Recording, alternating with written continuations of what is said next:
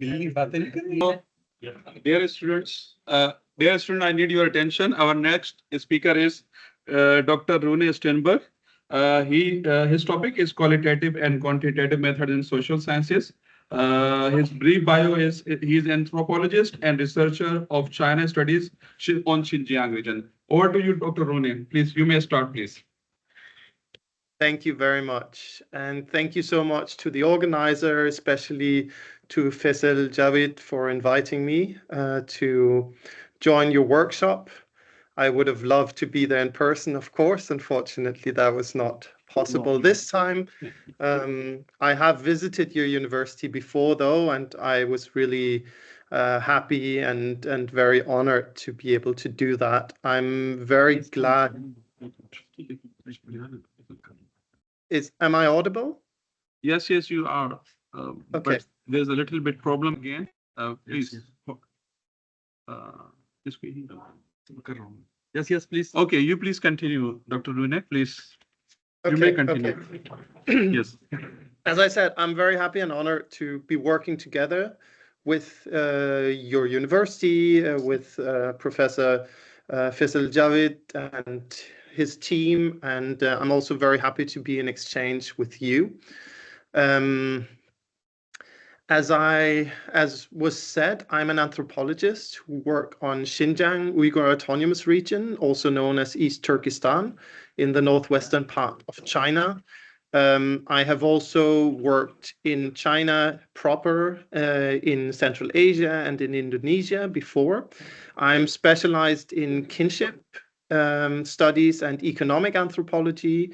And when I visited your university some years ago, I was part of a workshop on the Belt and Road Initiative, and especially the strains that go through Xinjiang Uyghur Autonomous Region and connect China and Pakistan, which is of course a very interesting, in some ways controversial and very important topic.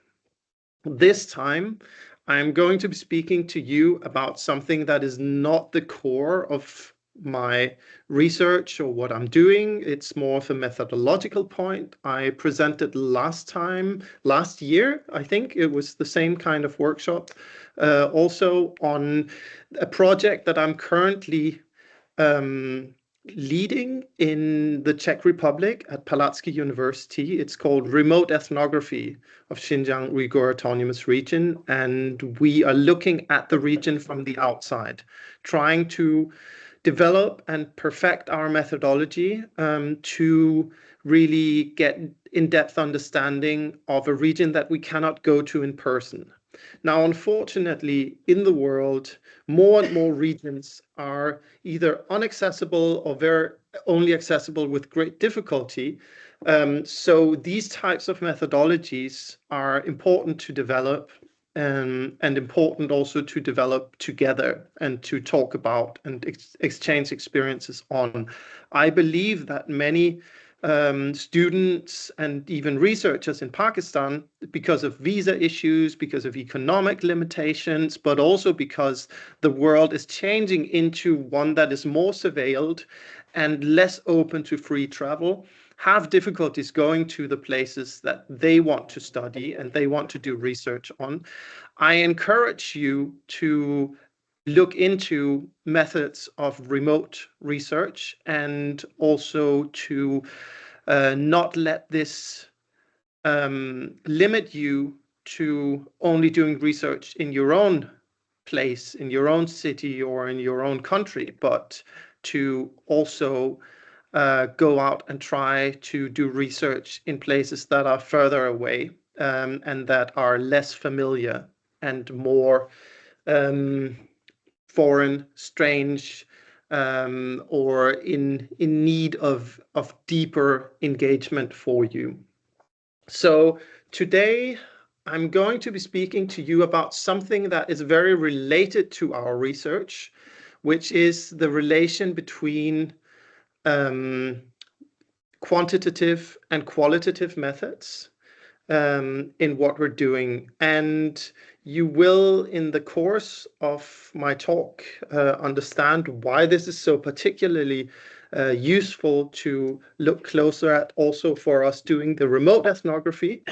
But basically, we have the problem when we cannot go to the place that we're visiting and we cannot collect our own data on the ground, that we only have access to a certain number of data set. Some of them might be quantitative, some of them might be qualitative. And I think, and this is sort of the gist of what I want to convey to you, that the combination of qualitative and quantitative in any kind of research is extremely important. And it is important how we do this combination, how we use the two different types of approach, because it also teaches us how we can use research data set when we are not in a position to collect them ourselves for whatever reason, but when we are in a position where we need to triangulate different types of data that has come to us through different courses and different means in order to get a deeper understanding and a better analysis of the situation. So in my talk today, I'm going to say a little bit about my background and my own bias, because as an anthropologist, it will probably not surprise you that I'm strongly biased towards qualitative methods. In part, it also has to do with my own inadequacies in the realm of quantitative methods. So please figure that in when you listen to my talk and you engage in conversation with me. I am not neutral. And I'm sure a lot can be said for quantitative methods also. I'm going to say a few things, but I'm sure there's a lot more there. And I would love to hear your input also, maybe pushing back against some of my assertions. So I'll go through my background a little bit. I'll talk about the importance of methodology more generally. Then I will establish the basic difference between quantitative and qualitative methods, which I'm sure all of you are familiar with, but for the sake of conversation, I'm going to bring that to our attention and repeat that.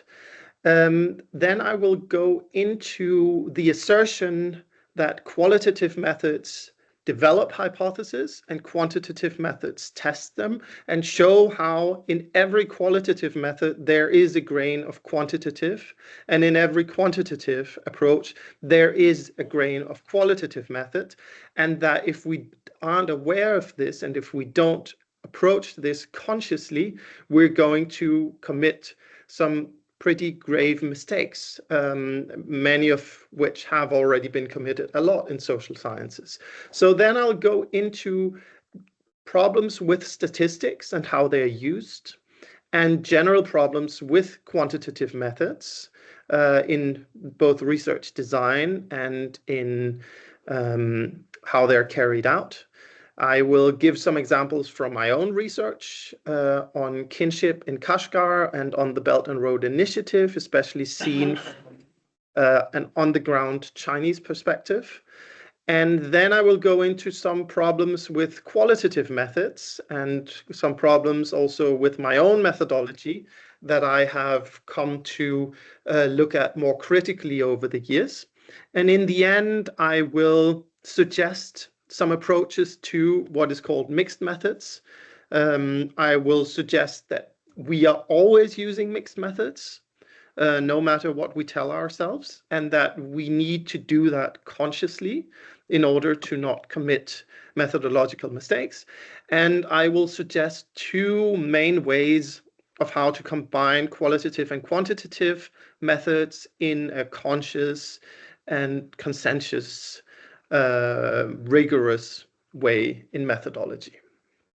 So as for myself, I studied anthropology and geography. So very early on, I was faced with both qualitative and quantitative methods. I was made critical of statistics. And actually, I want to start out with a quote that you might have heard before. which is attributed to Winston Churchill, a great British colonizer and white supremacist, who also was the Prime Minister of Britain for a while. He is supposed to have said that the only statistics you can trust are those you falsified yourself. It seems that historians say that it's not really him who said it, but he agreed with it. And I think there's a great lot of examples that can be brought to show how statistics often are used in very detrimental ways and often distort reality and truth more than they contribute to reality and truth. So I was brought up in this spirit, very much focused on qualitative methods as an anthropologist, but also with the combination with quantitative methods from geography. And in a sense, I think, and I still believe that qualitative and quantitative methods can be used to balance out each other's weaknesses.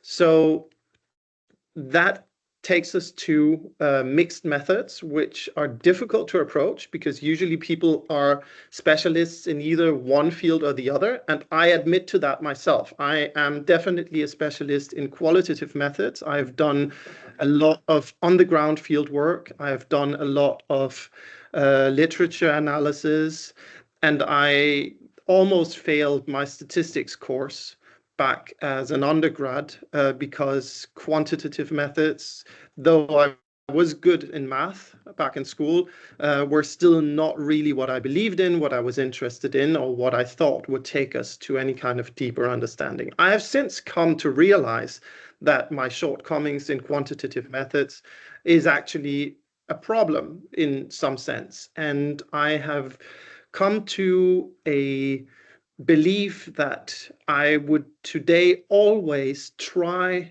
to add a small quantitative aspect onto my qualitative data, because the big problem in qualitative research, as we will get to later, is that the representability of your conclusions are not verifiable and is not very clear, and it's very difficult to establish even for yourself how representative the people that you talk to in depth for many hours are really for the full study. One example that I would just start with is the example that I have been doing quite a lot of interviews with camp survivors from the Chinese re-education camps in Xinjiang in the last few years. I have done long interviews with people who told me about the torture they experienced, the deprivations, how they were away from their families for many months or many years. And these are people who have often also spoken out in media. I think I've interviewed maybe around 50 people, but in total, upwards of 1 million people have been going through these so-called re-education camps between 2017 and 2020 in Xinjiang Uyghur Autonomous Region. And so the 50 people I interviewed are, of course, not representative in any way. And the way it's presented, for instance, in Western media, is that these 50 people basically describe the situation as it was in all the camps and all over. Now, I've talked to people who haven't spoken out in media, who have told me about situations that were less violent than the ones that those who spoke out in media told me about. And we're in the process right now of developing a statistical model of camp survivors' testimonies, where what we initially got out of the qualitative research is being put into perspective. And we have to critically examine whether what we have presented has really been representative. That it took place is no question. That I am 100% convinced of, but how much, where, in which parts and so on and so forth has been very, very difficult to establish. And I think there we have been missing a qualitative aspect, a quantitative aspect by focusing so purely on qualitative methods. And this is something that we're in the process of making up for at the moment. So in mixed methods, the way I approach it, I think the most useful way of doing it is to have a qualitative research first to establish an understanding of what it is you're looking at, especially if you don't know the context all that well. And by context, I don't just mean the country, but I mean the specific social and cultural context that you're looking at. And then when you have established the inner workings and also the concepts, the cultural understandings, the cultural words that people use in this and that make sense to use in this, and also through this qualitative in-depth analysis gotten to the type of theory and the type of analytical framing that you want to use for the thing that you're looking at, then you can start to do something like a survey to establish the representability of what it is you're looking at. There is a second approach, which is to start out with a observation that is quantitative. You see a lot of people on social media being concerned about something. For instance, the media bias in representing the bombing of Gaza at the moment and how different words are used depending on whether it's Palestinian children who were killed or Israeli children who were killed.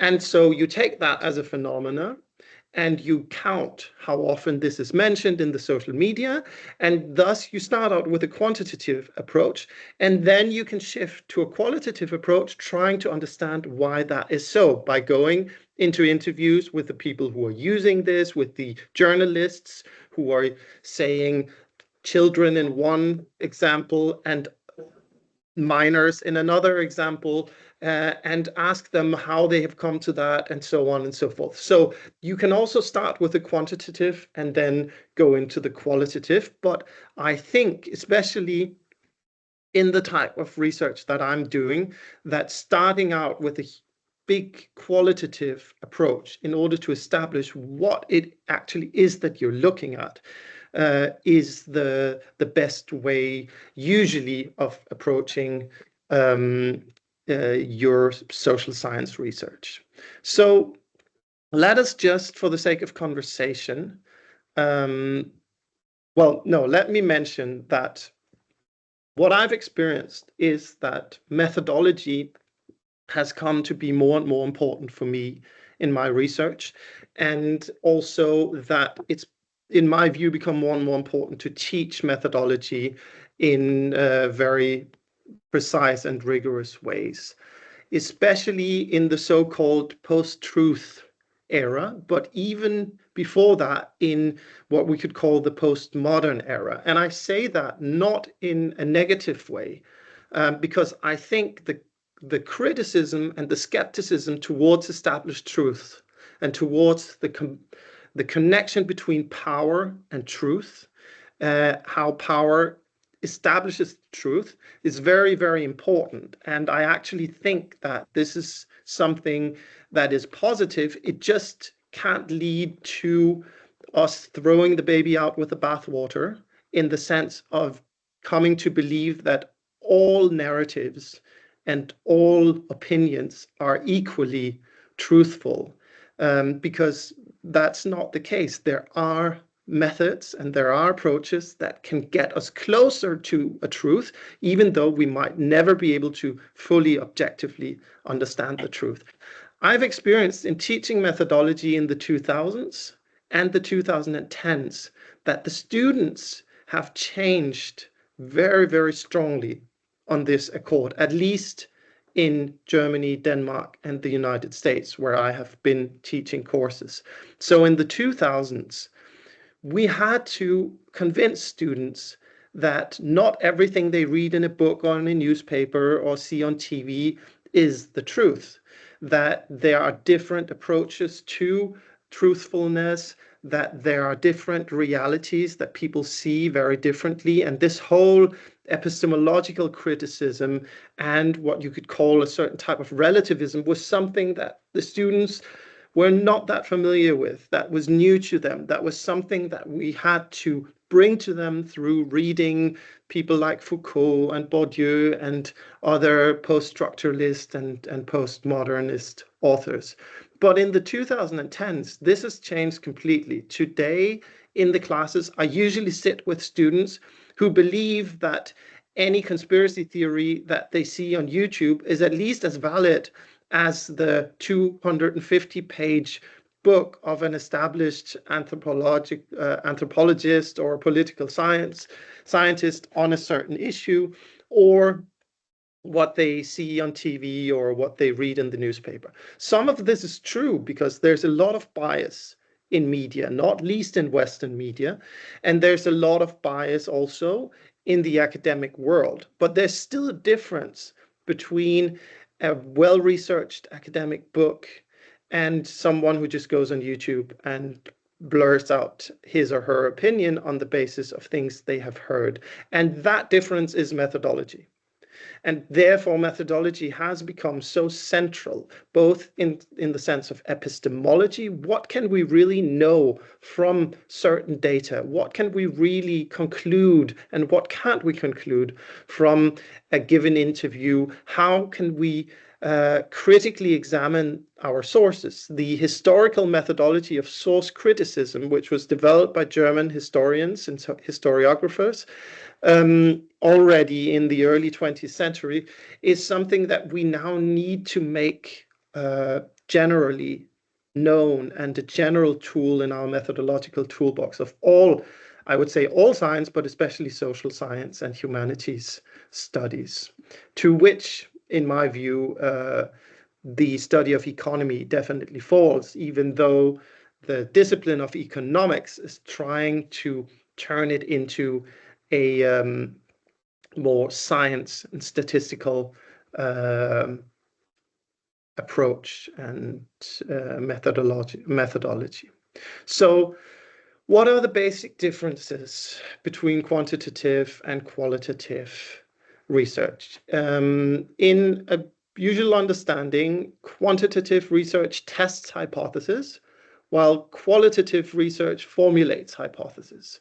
Quantitative research explains connections and draws causalities, while qualitative research understands, explores, and interprets the reality that they're faced with. Quantitative research is expressed in numbers and statistics, while qualitative research is expressed in words, explanations, elaborations.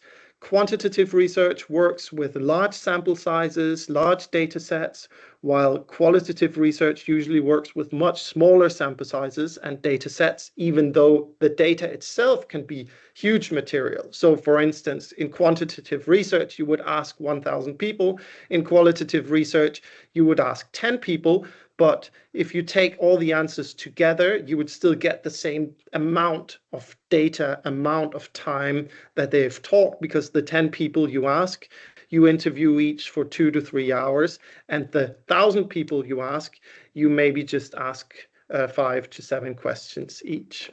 The quantitative research is one where the categories are given on beforehand, where in qualitative research, you seek to establish categories, you seek to develop categories. Therefore, qualitative research is more connected to social constructivism, while quantitative research is more connected to positivism and sort of a rationalist approach to science. Quantitative research is easy to test and repeat, while qualitative research is much more difficult to test and repeat, because quantitative research usually is standardized and qualitative research is not standardized. Therefore, quantitative research has evidenced representativity, even though it might sometimes be wrong, but you have something that says this is representative. And qualitative research often does not have that. You cannot establish whether it's really representative without adding a quantitative side to it. Quantitative research is therefore more easy to share and build on and answer to and either falsify or verify, whereas qualitative research is more individual. It depends on the researcher or the team of researchers, and also its respectability depends on their established legitimacy on beforehand.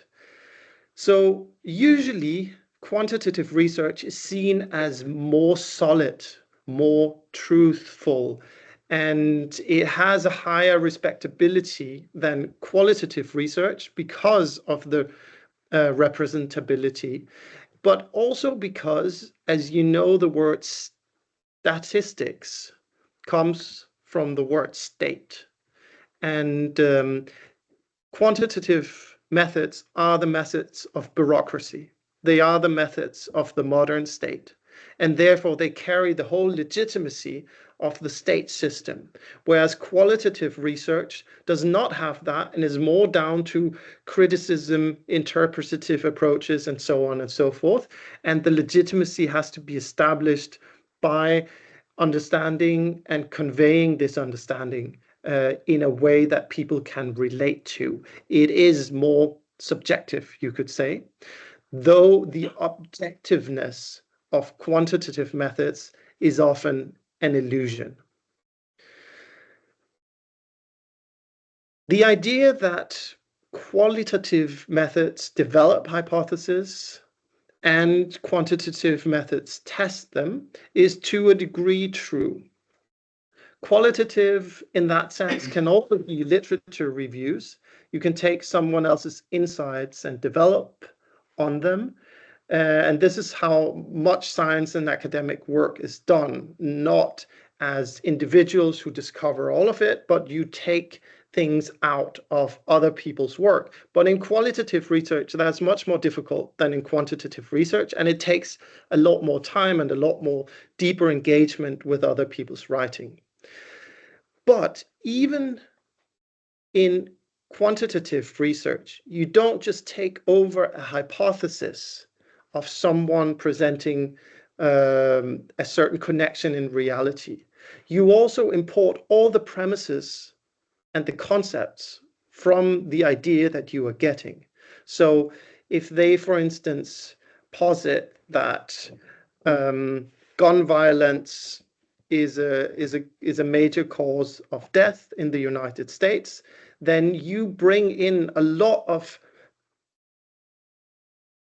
baggage from these concepts. What exactly is gun violence? How do we interpret it? How do we define it? What exactly is a major factor or a major contribution to conflict and violence? And in each sentence, you will have certain words and certain concepts that you're using, and they carry in themselves, because all concepts and all words are complexity reduction. They carry a certain type of complexity reduction that carries in itself an ideology, a certain bias, and so on and so forth. So therefore, even in quantitative research, you do import interpretation, and you do use a certain, you could say, qualitative approach. The question is just how aware are you of this? How aware are you of which concepts you use and how adequate they are for looking at what it is you're looking at? And how aware are you of the biases that it brings in from the people that you take these sentences from? And sometimes these words are words that come out of our everyday concepts, our quotidian talk. And if that quotidian talk, for instance, in the English language, is taken and used to interpret realities in Central Asia or Northwestern China, they might often not be very adequate and very useful to be the main categories upon which we do our survey or ask our questions. So therefore, the problem that a lot of quantitative research runs into, especially quantitative research done in places that we are not so familiar with and that are not the places where the analytical language of the discipline developed, have a strong ethnocentric component to them, and often Eurocentric, because a lot of the sociological concepts and political science and so on were developed very much in a European context and in a strongly white male biased context. And so you carry these biases into the research and basically reproduce them without reflecting them, unless you do a qualitative pre-research, trying to establish what words make sense to use here. What can we actually ask in a meaningful way? What is it that is important to the people here? How do they see their world, and so on and so forth? And in that sense, a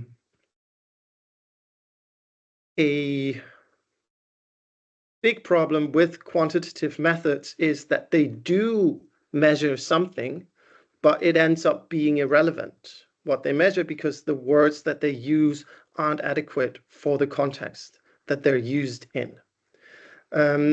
For this, I have a second quote that is from Henry Thoreau, who in Walden says, "It's not worthwhile to go around the world to count the cats in Zanzibar."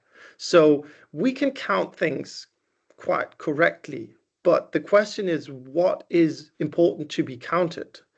And if we haven't established that, and also what are the units that we're counting, and how do they work in the place that we are, if we're not able to establish that on beforehand, then it doesn't make sense to make the survey. I think a lot of quantitative research is conducted according to strict quantitative methods, but end up being obsolete or irrelevant because the words, the terms that are used in it, and the hypotheses that are tested in it end up actually not being very important for the context that they're looking at, or maybe even being so strongly biased, either in an ethnocentric or in a patriarchal or in any other kind of direction, that it's not a useful survey that comes out of it. You disappeared now. Can you still hear me?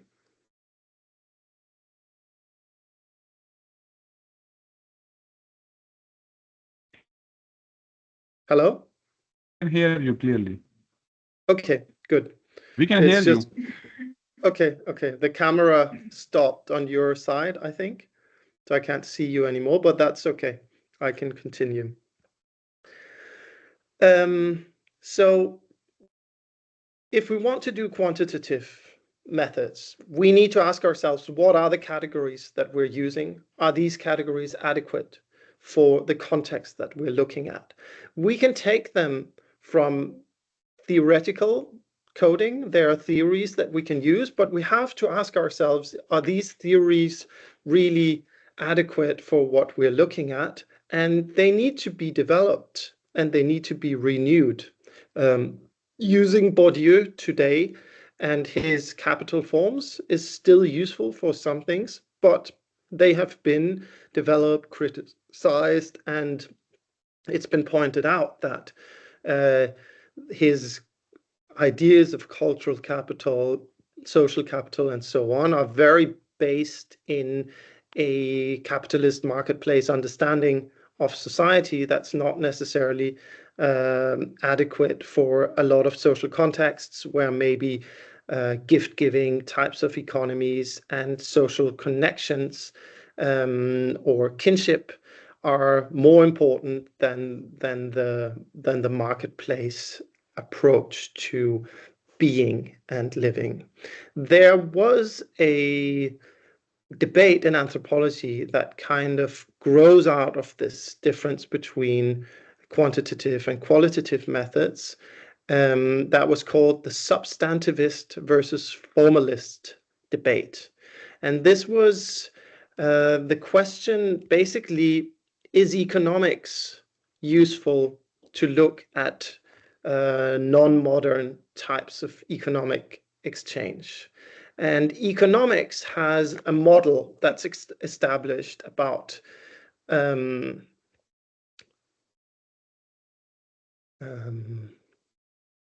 demand and availability. What's it called? Blanking on the exact word, but the economics model is a mathematical,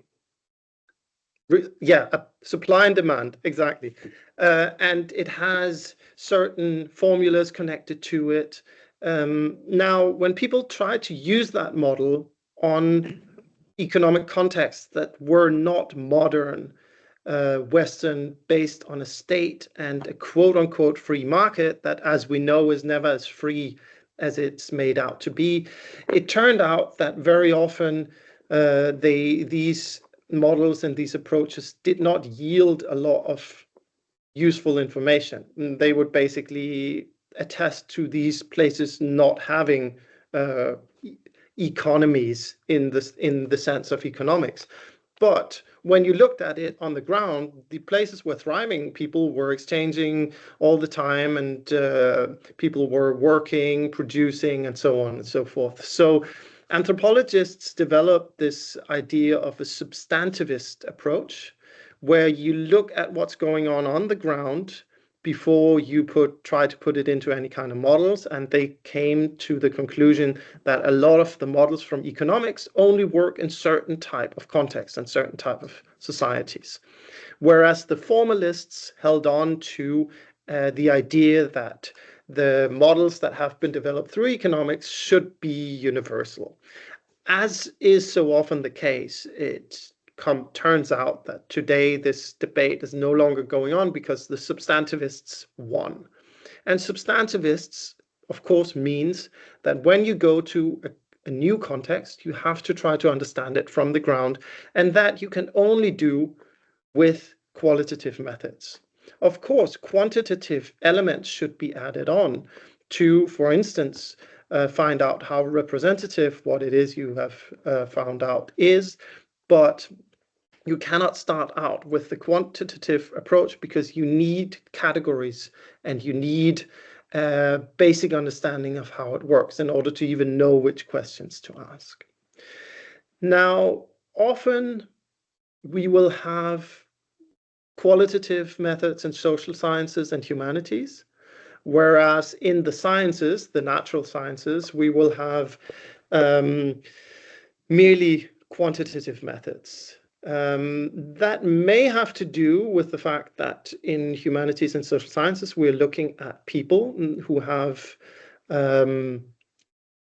who create meaning, who act in certain complex ways that are based on their own understandings and not necessarily on laws of nature.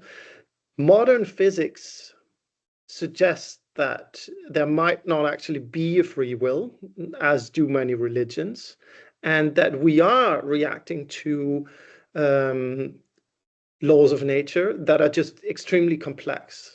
And so we cannot fully figure them out, but doesn't mean that they don't exist. And in the same way, the natural world, as we've seen over and over again, is actually so complex that the models that we develop for it in science also don't hold true for many decades before they are overhauled and new things discovered. And we are probably unlikely to ever come to the bottom of that. Quantum mechanics, relativity theory, and so on and so forth suggests that we have a very long way to go and we probably might never get there. So in the end, the difference between sciences and social sciences, humanities might not be so big after all. Maybe the difference mainly is that we're able to speak to human beings and exchange abstract ideas with them, whereas we cannot do that with atoms or plants or planets, at least not yet. But there might not actually be as big of a categorical difference between the two, and thus qualitative and quantitative methods should probably be used in both, though, of course, with different approaches, different emphasis and bias. How much time do I have left? Just to see if I can sneak in some examples or if I should go straight to the conclusion. Rune, you can conclude it in 5 minutes. Okay. You can conclude it in 5 minutes. 5 minutes, please. Okay, thank you. So I want to give you two examples from my own research of how sort of a more quantitative approach gets things wrong, but can be used after establishing an understanding with a more qualitative approach. The first one is, and you could say that it kind of starts with a quantitative observation, but if you don't add the qualitative element to it and a strongly qualitative element to it, you're gonna get it wrong. So in Kashgar, in southwestern Xinjiang, where I was doing my research in the early 2010s, people started to move from weddings held in restaurants, from weddings held at home to weddings held in restaurants. And people were interpreting this from a perspective of university and state employees, saying it's easier, people now have more money, this is modernity, this is development, it's a natural process. And there's probably some truth to that. But what I discovered when I went to these weddings and started to talk to people was that a lot of people who did it in the restaurants would have rather done it at home. But it was not because it was easier, nor was it because necessarily they had more money, but it was because the Chinese state had started to reconstruct the old city of Kashgar, where they had torn down a lot of the old neighborhoods. And even though people were given some compensation, for a lot of people it was not enough to keep living in the same neighborhoods and build a new house there, because the houses had been to be built in a certain earthquake-proof way, and they had to be reconstructed from the ground. And so a lot of people were forced to move out of their old neighborhoods, and they no longer had the neighbors around them that would have helped them to hold their weddings at home, because it can only be done with the help of neighbors and relatives. And at the same time, a lot of them were forced to move into small apartments where there also was no space to hold a wedding, and especially as they didn't know their close-by neighbors very well, they had to move into restaurants. So this is one example. The second is that between 2010 and 2014, the roads leading from Kashgar to the Kyrgyz border and further into Osh in Kyrgyzstan, part of the Belt and Road Initiative, in a sense connected to CPEC, the China-Pakistan Economic Corridor, were being made much better. The Chinese had developed those roads, had broadened them. Now the big trucks could ride on the roads and a lot more trucks could go. And so people were saying this is good for the villagers living in the border areas, because they will now get more traffic. There were a lot more trucks, they were going a lot faster there, a lot more things being traded, so that will develop that border area. But in fact, it didn't. Quite to the contrary, people had to move out, people had to close their shops.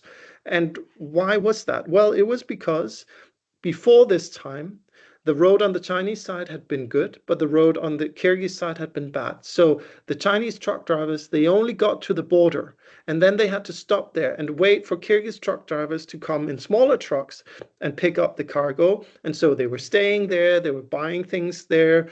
Now, a lot more people were going through, but they were not stopping because they could just drive through from one big city to the next. And so the whole border area actually now was getting statistically more traffic, but de facto a lot less people coming in and buying things. So that's a second example.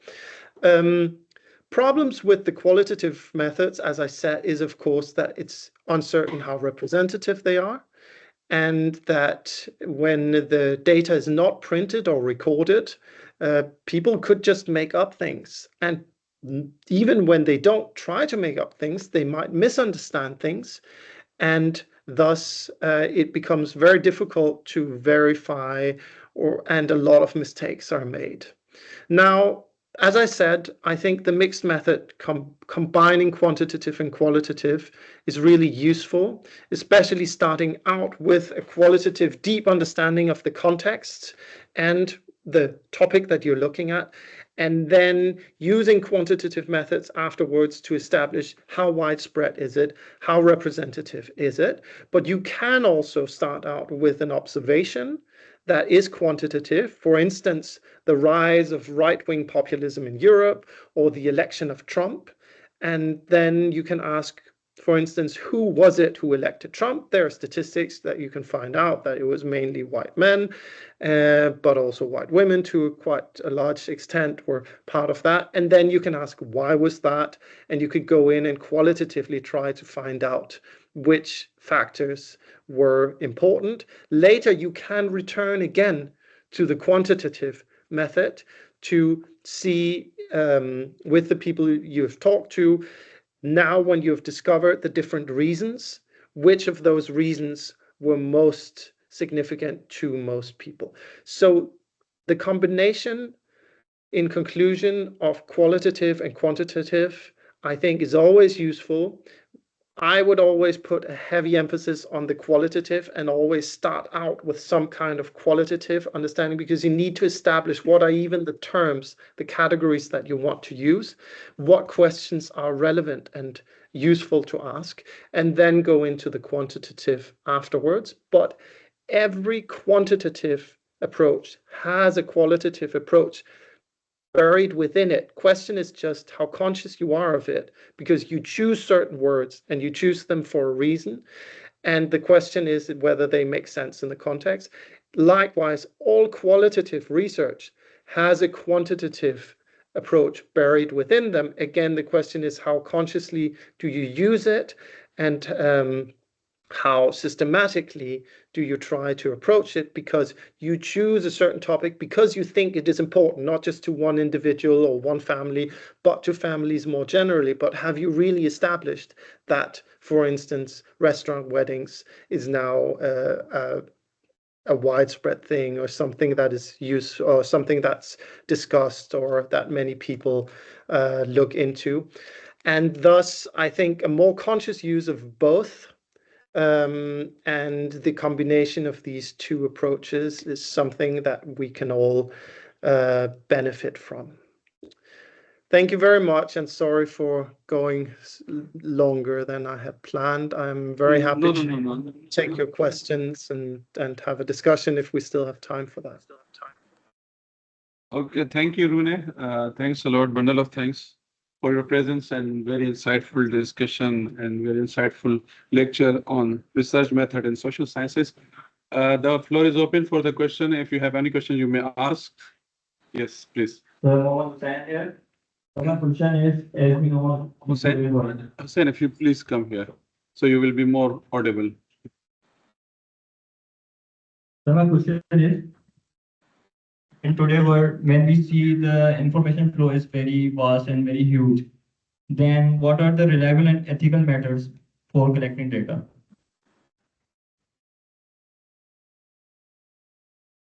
Could you repeat the last part of the question? We see a huge information flow today. So what are the reliable and ethical methods for collecting data? Reliable and ethical methods for the collection of data. Yeah, I mean, that's a very, very important question. It's something I think we all need to ask ourselves continuously, because you're right, the amount of data is enormous, and it's more than we can process ourselves, and a lot of it is unreliable. So I would say the way to ascertain, for instance, whether data that you find on the internet is reliable or not would be by going into depth with one, source criticism. Where does it come from? Who has brought it? How are they financed? How are they politically connected? What is their mission? And secondly, try to discover more about the context that these data are coming from, and get different sources, but especially sources where you know that valid methodology has been used. So academic research, in-depth interviews, and these kinds of things. I think source criticism is so central to this. And as I said, the German historiographers developed a quite good and very simple methodology of source criticism that we can all learn a lot from. I also think that triangulation and fact-checking or double-checking, that means using different sources to try to get at the same type of information and use them against each other, is something that's very central and valuable.